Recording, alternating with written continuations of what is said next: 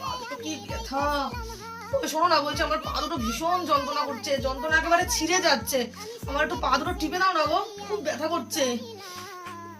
খেয়ে কাজ নেই, যাও এখান দিয়ে, আমি তোমার পাটা টিপতে পারবো না। বাবা একটু পা দুটো টিপে দিতে বলছি, সেটাও দেবে না। আচ্ছা দাঁড়াও, এ নাও আমি তোমাকে 500 টাকা দিচ্ছি, এবার একটু পা দুটো টিপে দাও। 500?